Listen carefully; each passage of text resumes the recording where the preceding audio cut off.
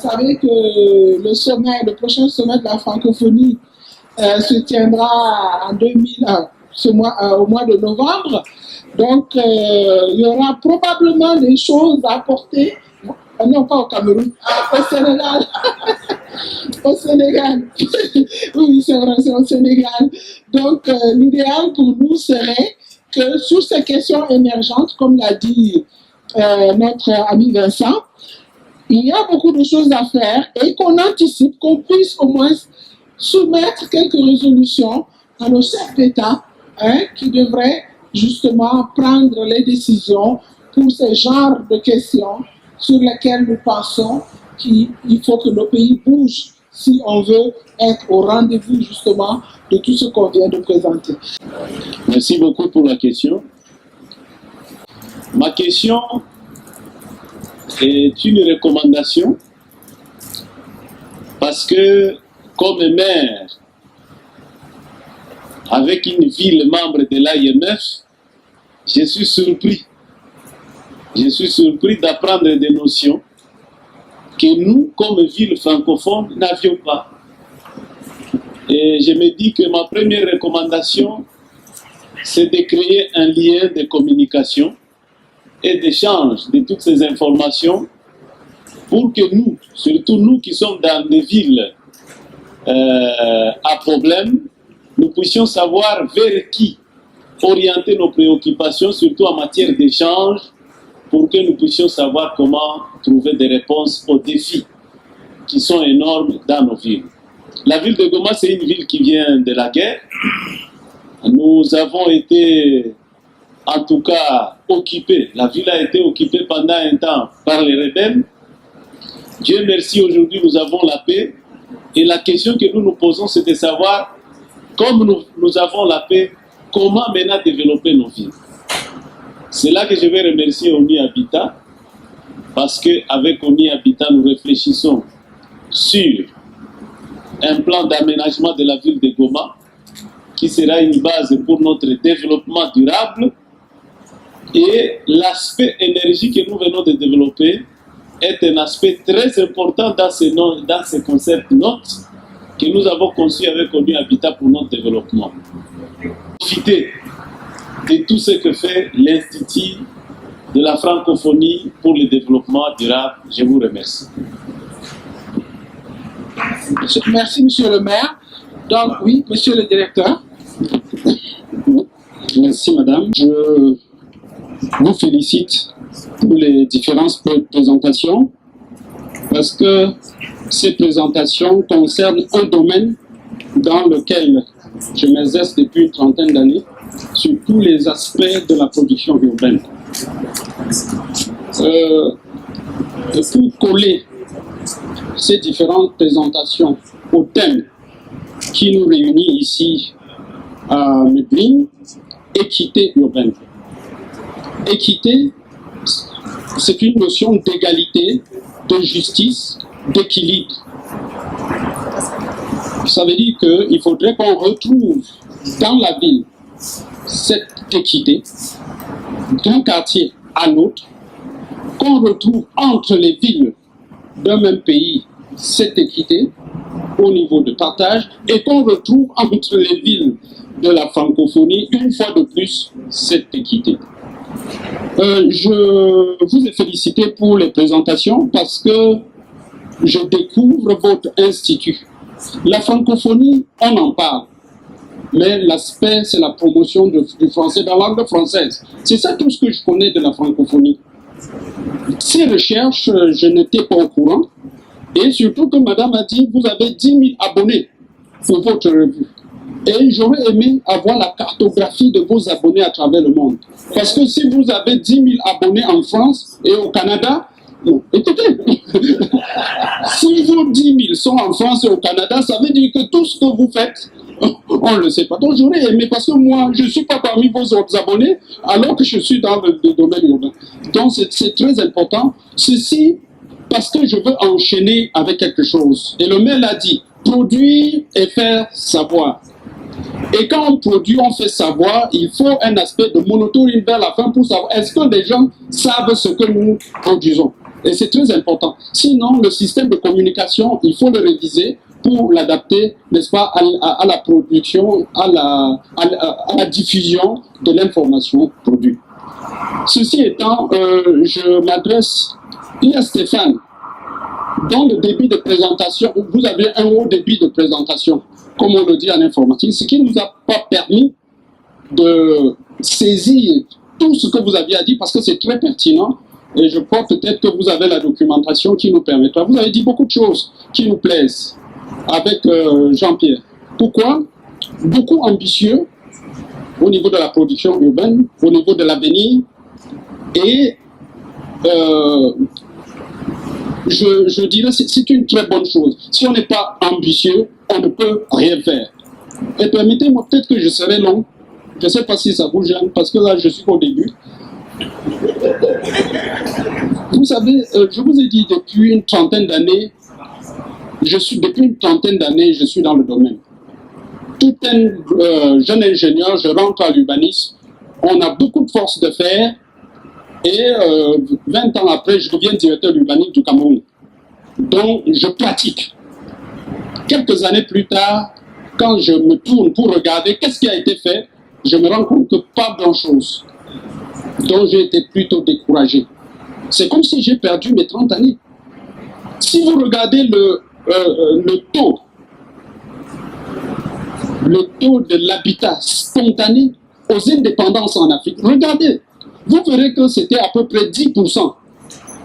Parce que c'était les villes en production. Donc, c'était la ville européenne. Et il y avait juste tout autour, n'est-ce pas, quelques cités qui recevaient les travailleurs qui produisaient la ville. Mais aujourd'hui, ces villes ont grandi et c'est l'inverse. Nous avons 70% de l'habitat spontané par rapport. Donc ça veut dire que c'est très grave. Et nos villes sont en perte. Je vous le dis. Je vous le dis, c'est un problème sérieux. C'est pourquoi vos recherches sont très très intéressantes, non seulement sur le plan énergétique, il faut regarder sur beaucoup d'autres points. Sinon, tout ce que nous sommes en train de dire, de faire, on risque, n'est-ce pas, de ne pas passer de cette bonne transition dont nous parlons. Et Stéphane l'a dit, l'opérationnalité, n'est-ce pas, des études en cours. Ça, c'est un des aspects. Vous avez également touché un des aspects, c'est la formation. C'est Jean-Pierre, c'est très bien, parce que si vous ne touchez pas cette couche-là au niveau de la formation, vous pouvez rester tout spécialiste vous seul, et personne d'autre ne saura mettre en œuvre tout ce que vous êtes en train de faire.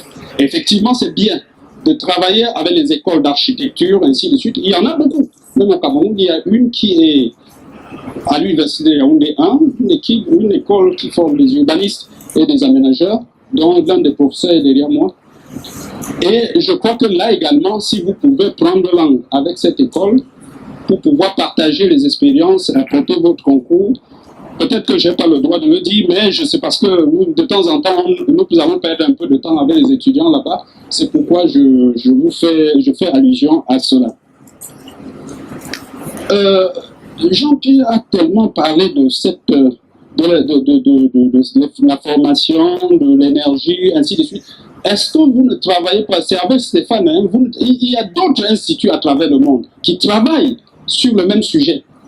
C'est-à-dire que ce n'est pas une découverte de la francophonie, ainsi de suite, qui travaillent profondément. Est-ce que vous n'avez pas beaucoup fait allusion à ces instituts? Est-ce que vous travaillez ensemble ou bien c'est en base clos? Bon, c'était juste une question hein, pour savoir. Et je passe à Dio, qui a abordé un très bon sujet. Vous savez, en ville, comme on l'a dit, que ce soit la consommation d'énergie, on trouve que c'est 75%. Et quand vous revenez dans la ville, les 80% d'énergie consommée dans le bâtiment, c'est dans les bâtiments comment on dit là, décents, hein, bien construits dans des immeubles. Ça veut dire que vous avez un pan de la population qui n'est pas concernée. Et c'est ça qui m'intéresse là maintenant. Il a pris l'exemple de sa maison. Mais c'est votre maison, monsieur Diop. La grand-mère au village, est-ce que vous avez fait cette étude pour savoir s'il peut bénéficier, n'est-ce pas, de cette énergie renouvelable, qu'est-ce que ça peut lui apporter et comment faire pour qu'il en bénéficie? Parce que vous, qui avez choisi cette forme d'énergie, vous pouvez choisir autre chose, parce que vos revenus vous le permettent. Vous voyez? Mais est-ce que ceux qui ont des bas revenus peuvent également bénéficier? Et comment le faire? Vous avez vu la densité dans les quartiers. 125 habitants à l'hectare. Ce n'est pas des quartiers structurés. Ça veut dire que vous vous retrouvez à peu près avec une population de 10 000 au kilomètre carré et sans accès. Comment pénétrer dans ces quartiers avec ce type d'énergie? Des logements non décents, des logements précaires. Qu'est-ce qu'il faut faire? Donc, il y a un travail de fond à faire avant d'arriver à cela également. C'est pourquoi je dis les recherches doivent être, n'est-ce pas, dans plusieurs domaines à la fois pour pouvoir améliorer la qualité de logement en termes d'énergie. Et vous avez fait une bonne étude par rapport aux briques de terre. Vous savez, il y a un problème de mentalité. On est né dans les briques en terre. Et ceux qui sont développés, ce sont ceux qui sont dans les maisons en bas papin. Quand mon statut social change, je ne veux plus rester dans les briques. Il faut que j'aille ailleurs. Donc c'est un problème de mentalité. Le ministre va vous apporter beaucoup de précisions par rapport à la réglementation en la matière dans notre pays. Et vous aurez dû, à côté de cette étude, nous faire une évaluation avec des agros en papin. Vous avez 3000, vous avez bien dit le chiffre de 3000 briques pour un coup donné. Les 3000 en papin, donc combien? Ça donne à peu près 500-600 000. Donc il faut sur le long terme essayer de voir. Vous mettez en place, j'aborde un autre problème. Nous parlons à la fois de logement social qui est très différent de logement économique. Le social, ça veut dire je construis en marbre et l'État aide à sa construction et je peux le céder à 30% moins cher. C'est ça le social. Ça ne veut pas dire économique. Et quand vous rentrez dans le domaine de l'économie, de l'énergie, on commence à y... Donc il faut revoir les matériaux. Et si je reviens sur les briques de terre, le brique est rentable, la brique est rentable, c'est en fonction de distance de transport. Vous êtes allé à 30 km prendre la terre pour vous construire. J'espère que vous avez mis le coût de transport de votre matériel, de la terre là-dedans. Donc c'est très important quand on veut comparer les matériaux, faire entrer tous les intrants, il faut le faire pour pouvoir comparer. Si à la fin c'est 5% moins cher, je dis ok, bon, ça va. Mais quand c'est 50%, je commence, n'est-ce pas, à m'intéresser sur cet aspect-là. Merci, monsieur le directeur. On passe la parole à monsieur Ngebo de ONU Habitat. Non, merci beaucoup. Moi, je voulais juste faire des recommandations. Mais avant cela, je voulais remercier Diop et Kitio pour leur excellente présentation. C'est pas vraiment nouveau ce que vous avez présenté, tous les deux. C'est de longue date qu'on essaie de pousser ces technologies. Le gros problème qu'on rencontre, c'est que ça ne prend pas vraiment pour le moment. Ma question, c'est de la réflexion, quelle est la stratégie de diffusion de ces technologies? Ça, c'est pour moi quelque chose auquel il faut vraiment continuer à réfléchir. Je constate, par exemple, que il y a, pour les pays que je connais en Afrique francophone, il y a pas mal de programmes de logements sociaux. Il y a des programmes de 10 000, des programmes de 20 000, des programmes de 100 000 logements. Je vois très peu de gouvernements ou de secteur privé qui intègrent ce que vous venez de présenter. Que ce soit l'énergie solaire, que ce soit le biogaz, surtout dans les gated communities, je n'en vois pas. Et je pense quand même que il serait bon que les gouvernements, ne serait-ce qu'à titre pilote seulement pour essayer, au niveau de chaque gouvernement, d'essayer de faire des opérations pilotes pour tester soit le biogaz, soit l'énergie solaire. Je pense que c'est le plus facile à mettre en œuvre parce que bon, il faut trouver des déchets, il faut les alimenter, il faut les entretenir, mais au moins l'énergie solaire. Il serait bon dans ces logements d'essayer de les intégrer pour essayer de faire la même analyse que vous avez faite pour voir si ça marche, pour essayer maintenant ou plus tard de faire ça vraiment une politique à long terme. À l'attention de, ça c'est une recommandation, Monsieur le ministre, nous en avions déjà discuté, mais je saisis l'opportunité de cette réunion pour en parler de nouveau. Mais également au niveau de la francophonie, je pense qu'il va falloir probablement non seulement au niveau de l'Institut, mais également au niveau des autres instances, voir comment on peut faire un pas en avant en termes d'échange d'expériences entre Sud-Sud, à mon avis, parce que j'ai vu des expériences. La dernière fois avec Vincent, nous avons visité une expérience à Karen, au Kenya. Et je pense que la personne est en train de faire des choses extraordinaires au Kenya, mais également au niveau du Rwanda, si j'ai bonne mémoire. Et on a discuté des possibilités, par exemple, qu'il puisse aller aussi en Afrique de l'Ouest francophone. Mais comment est-ce qu'on peut trouver les voies et moyens au niveau des institutions comme les vôtres pour appuyer de telles initiatives pour que des gens puissent aller échanger, former c'est pas compliqué, mais il suffit simplement de former et d'avoir même éventuellement des joint ventures entre des initiatives. Donc c'était quelques recommandations que je voulais faire pour voir si cela peut être intégré pour la réflexion future. Je vous remercie. Merci, Monsieur le ministre. Oui, j'interviens parce que Joseph Guébo m'a interpellé. Je voudrais tout d'abord féliciter l'Institut de la francophonie pour le développement durable et l'ONU Habitat qui ont eu l'initiative de cette rencontre. Je dois dire que personnellement, je n'étais pas informé. J'ai rencontré par hasard M. Vincent Kitio entre deux avions et qui nous a donc dit qu'il y avait cette rencontre. Donc je le dis pour mettre le doigt, n'est-ce pas, dans la plaie, pour dire qu'il n'y a pas eu, n'est-ce pas, circulation de l'information.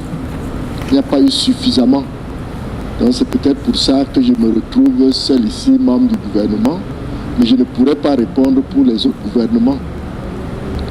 Je voudrais ensuite dire que au niveau du Cameroun, nous avons pris langue avec ONU Habitat dans le cadre de la promotion des villes durables.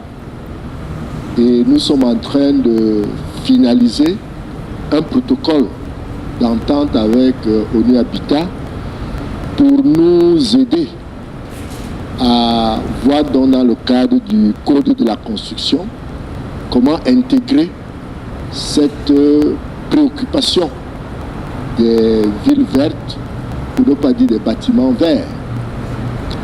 Et nous sommes tellement préoccupés que nous avons lancé des opérations, non simplement de vulgariser les documents de planification urbaine, parce que tout passe par les documents de planification urbaine.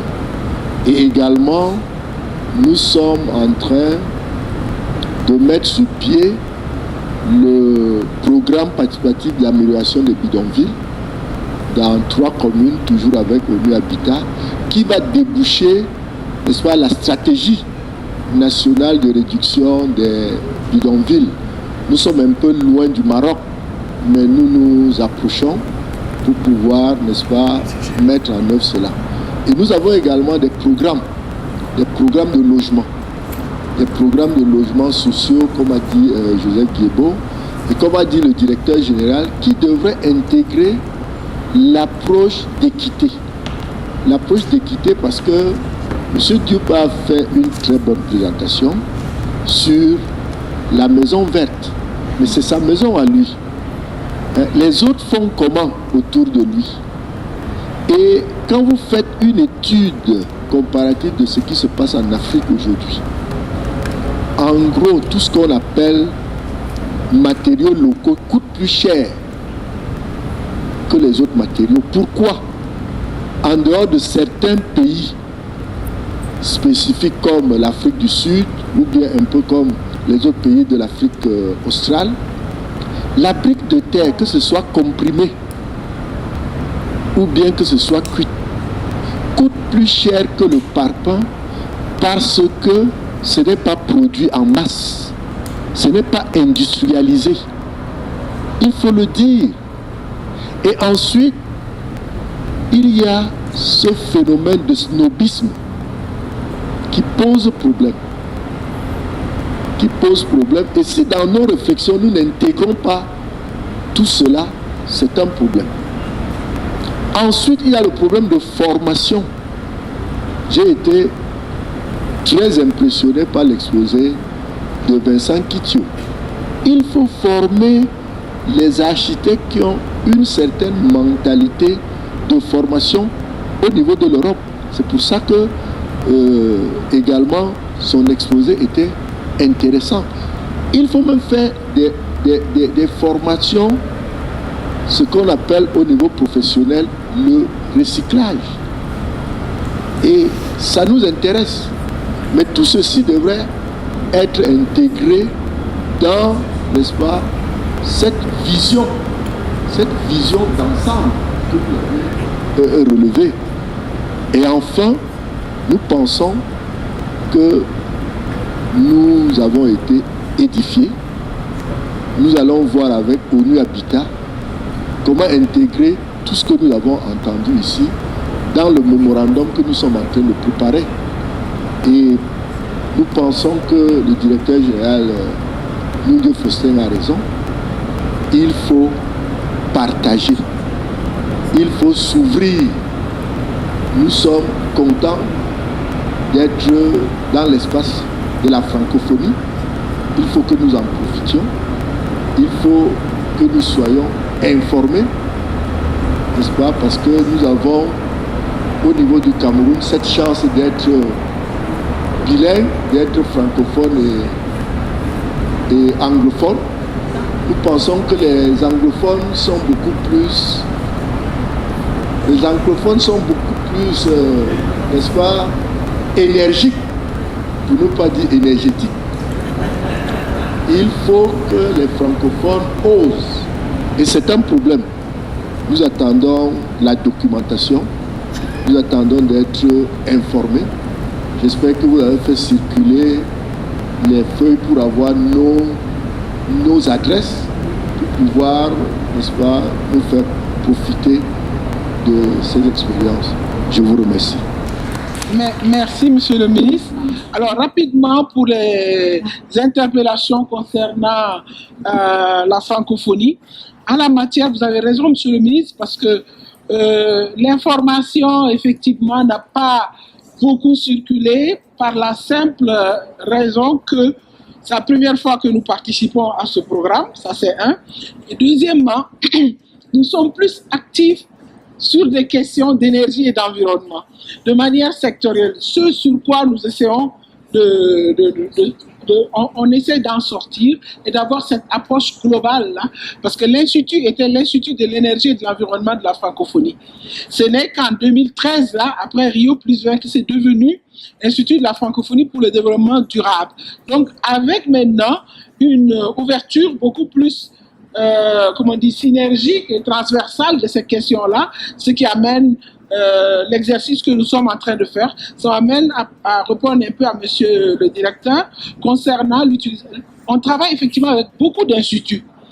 Aujourd'hui, nous avons pratiquement tous les instituts d'excellence de l'Agence universitaire de la francophonie qui constituent un peu les structures qui font les formations que nous demandons de faire. Mais effectivement, les formations concernant ce que vous venez, c'est nouveau. C'est nouveau, on vient de le commencer à l'école EAMO, l'école d'architecture de Lomé, dont Jean-Pierre a parlé. Il pourra après plus approfondir sur ça.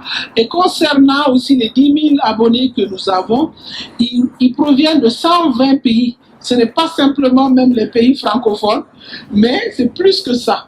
Et c'est moins d'ailleurs dans les pays, on a moins d'abonnés dans les pays du Nord que dans les pays du Sud. Mais comme je vous l'ai dit, on était dans des domaines plus précis, donc énergie, environnement, mais la dynamique du développement durable fait qu'aujourd'hui, les questions émergentes demande une approche beaucoup plus globalisante, donc il faut s'ouvrir. D'où d'ailleurs notre première activité aujourd'hui sur les questions d'habitat en rapport avec ONU Habitat. Donc c'est sûr qu'à l'avenir, ça va mieux s'améliorer. Je voulais simplement dire ça. En tout cas, je voudrais vous remercier à tous ceux qui ont intervenu et surtout à Monsieur le ministre. C'est vraiment avec un grand plaisir que nous sommes en train de développer ce partenariat parce que nous avons vu ce que nous avons fait en Afrique de l'Est. Je dois dire qu'il y a beaucoup de pays qui sont très intéressés. Il y a la Zambie aussi qui vient de se joindre au groupe. Parce qu'en fait, la question d'énergie aujourd'hui, c'est vraiment une question qui interpelle tout le monde. Je pense aussi que le fait que dans le passé, si on n'a pas utilisé beaucoup ce qui est local, vous savez, les matériaux locaux, c'était aussi parce que on avait ce choix d'importer parce que ça coûtait moins cher. Mais avec le coût du pétrole qui est en train de grimper, je pense qu'on n'aura plus le choix. Et surtout, si on veut devenir émergent et si on ne veut plus exporter l'emploi, parce que quand on achète de l'extérieur, on exporte l'emploi et les jeunes sont sans emploi. Et je pense donc qu'il faut consommer local, comme déjà en Inde, un supermarché qui souffre, il faudrait que 75% des produits soient indiens et que 25% viennent de l'extérieur. Si ce n'est pas ça, on ne vous donne pas la licence. Ça, c'est la première chose. Le deuxième point que j'allais aussi affronter, c'est le point sur... vous avez parlé tout à l'heure que se focaliser sur les normes ou les politiques, sans toutefois développer des programmes de mise en œuvre, ça n'aboutira pas à grand-chose. Je dois juste dire que notre approche est globale. Nous essayons d'abord à comprendre la consommation d'énergie dans l'habitat, comprendre bien le secteur. Le deuxième volet, on veut interpeller les politiques et voir comment on peut intégrer les mesures d'efficacité énergétique dans l'habitat, dans les finances et aussi dans la pratique quotidienne. Parce que toute interpellation, toute intervention sectorielle dans le passé a failli. Et donc, nous voulons avoir une approche globale, c'est-à-dire non seulement parler avec les autorités, mais aussi parler avec les privés. Et leur dire que vous avez intérêt à dessiner, à concevoir un habitat qui utilise l'éclairage naturel, qui utilise la ventilation naturelle, qui fait de la protection solaire. Vous avez mentionné l'architecture coloniale. C'était une architecture appropriée, vraiment appropriée. Aujourd'hui, l'architecture moderne n'a plus de brise solaire. On se pose la question, qu'est-ce qui s'est passé? Ce n'est qu'à Bujumbura que j'ai vu beaucoup de prises solaires. Et toute architecture moderne, c'est peut-être à cause de l'insécurité. On essaie de mettre, de souder des grilles pour défendre et on oublie qu'il faut aussi faire une protection solaire. Et donc, nous aussi, on essaie d'interpeller les finances aussi bien privées que publiques, et aussi le ministère des Finances, pour qu'ils puissent mettre sur pied, parce qu'investir, $1 d'investi dans l'énergie, c'est le $10 de gagner. Quand vous générez l'énergie, ça vous permet d'éviter d'autres dépenses. Et là, on essaie aussi de voir les formations, comme M. le ministre l'a bien mentionné, parce qu'en fait, on se rend compte que les gens ne le font pas parce qu'ils ne savent pas. Il est vrai, ils disent que c'est le client qui veut. Ce n'est pas vrai, c'est parce qu'eux, ils ne savent pas. Quand vous êtes malade, vous allez chez un médecin, le médecin ne vous demande pas quels sont les comprimés que je dois vous donner. Il vous prescrit et vous achetez. L'architecte doit faire la même chose. Mais si il est informé, s'il n'est pas informé, il va continuer à faire comme d'habitude. Et ce que nous on essaye aussi, c'est la sensibilisation. Il faut que les gens commencent à comprendre que $1 d'épargner, c'est $1 gagné. Donc c'est un peu, on a dans cette approche globale. On veut aussi intervenir, voir aussi les producteurs, les sociétés de production d'énergie. Au Brésil, par exemple, il y a une loi qui dit que toutes les industries d'énergie doivent mettre à côté 1% de leurs gains pour la sensibilisation. Et ce 1%, ils essaient d'utiliser pour faire l'étiquetage, les sensibilisations à la télévision, pour dire aux gens comment utiliser. Donc je pense que l'approche gagnante, c'est une approche globale. Merci. Alors, en faisant peut-être très vite, parce que c'est vrai que le temps passe, je ne vais pas redire ce qu'ont dit mes collègues, parce que vous avez compris qu'on est très impliqués dans ce programme ville. Vous n'étiez pas là, monsieur le ministre, et j'en suis désolé, quand j'ai fait la présentation, parce que, justement, je vais vous répondre très simplement à vos différentes interventions. Je pense que la question d'équité, c'est la seule et principale et unique révolution d'aujourd'hui. Voilà, il faut être clair. Ça, des villes durables, alors, je n'ai pas le parcours, moi ça fait que 26 ans ou 27 ans que je travaille dans ce secteur, mais très clairement, on sait faire. Vous me donnez un budget, vous me donnez un comité de pilotage, vous me donnez un mandat, je vous l'explique, je le fais et ça marchera. Maintenant, faire tout ensemble et en pensant à l'inverse de ce qu'on a pensé depuis 25 ans, c'est ça la véritable révolution. Et là, je rejoins complètement monsieur le directeur. Moi, ce qui m'intéresse, c'est pas la maison d'excellence énergétique, on sait la faire.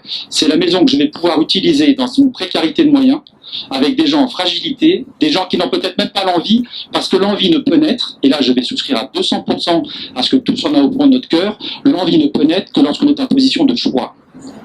Et nous, l'énergie 2050, c'est pour ça que tout à l'heure j'en ai parlé, on a mis plein d'initiatives sur le carbone, des initiatives citoyennes, des initiatives professionnelles avec nos amis de la francophonie ou autres, pour justement faire des traits d'union. Parce que nous pensons exclusivement que cette envie doit venir de cette envie de solidarité. Et l'urbain est un intégrateur comme le reste, et c'est là-dessus qu'on va travailler. Et lorsque l'envie sera là, on va avoir un effet boule de neige qui va être prodigieux, et je rêve de le voir à minima de mon vivant en Afrique, parce que c'est là que ça va se passer. On l'a dit tout à l'heure, vous allez avoir 2 milliards d'urbains dans les 20-25 prochaines années.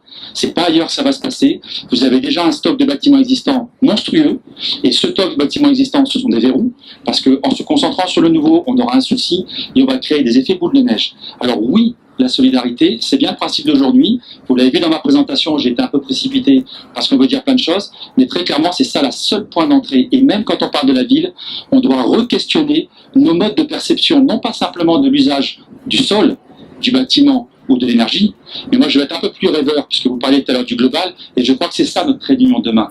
C'est qu'on doit redonner du sens à pourquoi nous vivons ensemble dans un espace contraint, avec des ressources contraintes, de l'énergie contrainte, mais un avenir commun. Voilà. Et ça, c'est véritablement pour répondre à votre question. Merci. Ouais, bon, moi je vais essayer donc de répondre rapidement là, comme que le temps presse. Pour l'évaluation des coûts, c'est vrai que comme je l'ai mentionné tout à l'heure, j'ai pris compte, j'ai essayé de tenir en compte quand même des frais de transport. Je l'ai mentionné, je paye 80 000 francs CFA pour chaque transport de 16 mètres cubes de terre de 30 km vers la ville. J'en ai pris compte. Et j'ai comparé aussi au prix de revient des parpaings classiques, entre guillemets, c'est-à-dire en ciment. Et là, je me suis rendu compte quand même qu'on a une diminution de 30%. J'ai fait la comparaison quand même de ces facteurs-là. Sinon, concernant la maison qui a été ici faite, parce que comme le ministre l'a dit, il y a un snobisme qui se développe chez nous concernant ces types de constructions qui sont réellement adaptés à notre environnement. Le problème, c'est que nous sommes très snobistes. Nous avons vécu en Europe et nous disons ce sont des maisons quand même destinées aux pauvres. Et moi, j'ai voulu quand même renverser la tendance, essayer de faire des choses pareilles en ville. Et le problème que nous avons aussi, il faut que nous soyons sérieux avec nous. C'est vrai que nous pensons très souvent aux ruraux ou bien aux pauvres. Mais qu'on le veuille ou non, ces gens-là, ils regardent ce qui se passe dans les villes, dans les capitales. Moi, je vais quelque part au fin fond de la brousse au Sénégal. Les gens, ils regardent quel est le portable que j'utilise en ville. Ils veulent avoir le même portable. Ils ne veulent pas avoir le portable qui me sert juste de faire des appels ou non. Même s'ils ne peuvent pas utiliser les fonctions qui sont disponibles avec ces appareils. C'est la réalité. Moi, je dis, il ne faut pas qu'on se voile la face. Parce que très souvent aussi, ce que nous faisons, moi, je dis que c'est nous essayons de nous leurrer. Et je vais vous raconter une histoire très courte qui m'a poussé quand même à agir ainsi. En 1996, j'ai amené un petit poste radio solaire que j'ai offert à une dame qui vivait à 400 km de Dakar. Elle était là-bas, elle utilisait son portable solaire, donc elle mettait chaque jour au soleil. Tous les gens du village, bon, c'est vrai que c'est bon, c'est beau, c'est pratique et tout. Le même poste radio, je l'ai offert à un administrateur civil qui habite au Point E, le quartier où habitait Abdoulaye Wade. Ce monsieur, c'est un administrateur civil, donc vraiment un notable quoi, du régime. Les gens du village qui sont venus à Dakar, qui ont vu ce poste radio solaire, tout d'un coup, ça les intéresse. Pourquoi? Parce que c'est l'administrateur civil qui l'utilise. Ah, mais ça, c'est beau. Vous l'avez d'où? Ah oui, c'est M. Dio qui me l'a amené. Ah non, j'aurais bien aimé l'avoir. Les mêmes personnes qui sont venues du village où le poste radio était disponible là-bas, mais ils le snobbaient. Ça ne les intéressait pas. À partir du moment où l'administrateur civil qui habite la ville, la capitale, s'intéresse à ce produit, ils ont commencé à s'intéresser à ce produit. Sinon, d'autre part, pour dire que cette maison, je l'ai faite pas seulement pour moi, parce que moi, je voulais juste tester. Mais quand j'ai terminé, il y a beaucoup de gens qui sont venus, comme je l'ai dit, je ne l'ai pas mentionné ici durant mon exposé, mais même des ministres. Le ministre des Finances du Sénégal est venu, un jour il m'a appelé, mais je veux voir ce dont vous parlez. Il a fait 2 heures à la maison, quand on a terminé, il me dit, écoute, je vais avoir une installation pareille. Aujourd'hui, il habite dans une maison qui n'est pas connectée au réseau de la Sénélec. Et d'autres personnes aussi. Pour revenir maintenant au village, c'est-à-dire que c'est vrai que ça, on a voulu quand même le faire pour combler quand même, parce que je me dis, c'est anormal. Quand on regarde les pays pauvres que nous sommes, de dépenser 10% de notre PIB. Le Sénégal dépense 10% de son PIB pour importer des énergies fossiles. Et cette énergie-là, les gros consommateurs, qu'on le veuille ou non, c'est nous, ce ne sont pas les autres. Et je crois qu'à mon avis, l'équité commence en diminuant ces subventions-là. D'abord, les 10% que nous mettons dans le transport, dans l'importation des énergies fossiles, et puis aussi les 100 milliards que l'État met chaque année pour subventionner l'électricité. Et là aussi, ce sont nous, les riches, les nantis en quelque sorte, qui en profitons. Les pauvres, non. Et moi, je crois que l'équité commence quand même à partir du moment où on se dit, essayons de diminuer ces dépenses-là, et pour quand même faire profiter des pauvres de cet argent. Et d'autre part, pour aborder le dernier point quand même qui a été, parce que là, le temps presse, oui, le dernier point, ou bien on peut le mentionner aussi d'or. Et j'ai fait aussi la même chose dans un village quand même, parce que je ne l'ai pas fait seulement en ville, mais à Diakhao. C'est un petit village qui se trouve dans le Sénégal. J'ai développé un petit système solaire aussi pour une famille, et qui leur a permis d'avoir 7 lampes, un frigo, non, excusez-moi, pas de frigo, un téléviseur, des chargeurs pour des portables, des ventilos, et ça n'a pas coûté 1 million de francs CFA. Je voulais simplement dire que ce que vous avez dit, ce sont des expériences qui sont là, qui peuvent être effectivement valorisées, vulgarisées et diffusées, mais on a besoin, Monsieur le ministre, du portage politique de nos décideurs, qui signifie les règles, comme on l'a dit, les règles juridiques, institutionnelles, les cadres institutionnels, pour pouvoir accompagner ce programme-là. Vous avez parlé d'industrialisation de ces matériaux locaux, c'est important, mais c'est des choses qui doivent être dites par nos chefs d'État, par nos décideurs politiques, pour que ça... Voilà. Et vous êtes en haut, vous. C'est pour ça, quand on parle de la préparation du prochain sommet, on souhaiterait que le prochain sommet de la francophonie puisse intégrer quelques éléments de ces discussions que nous avons eues, parce que ce sont des questions émergentes. Donc je remercie tout le monde, mais j'aimerais bien que vous passiez derrière pour prendre quand même le déjeuner. Voilà. Et merci beaucoup, Monsieur le ministre. Merci à tout le monde. La discussion continue. On est là pour une semaine. Merci.